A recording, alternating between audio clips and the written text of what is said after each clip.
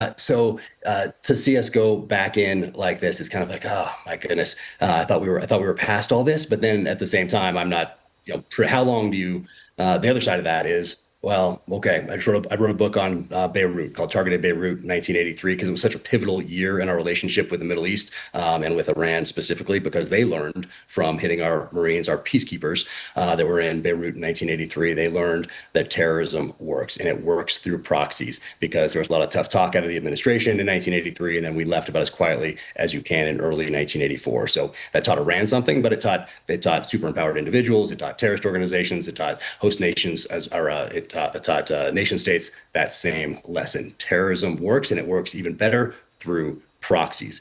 So I think about what if we had responded a little bit differently back then? What would the enemy have learned? What would Iran have learned from a more kinetic response, a more direct response back then? Or take it back to 1979 to our hostages that were held for over a year. I remember Walter Cronkite count up those days with my family on the news every single night, and as a young kid wondering why we hadn't done something as a country. How can all these Americans be? Aren't we the most powerful country in the world? That's what I thought as a young.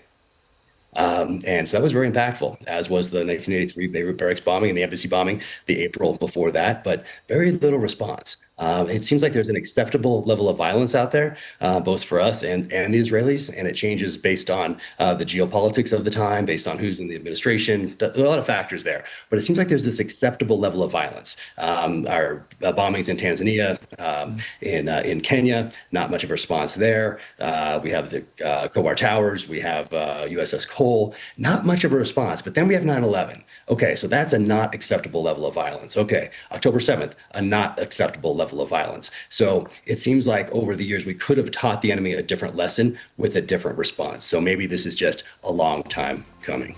Fascinating. Jack Carr, thank you very much indeed for joining me.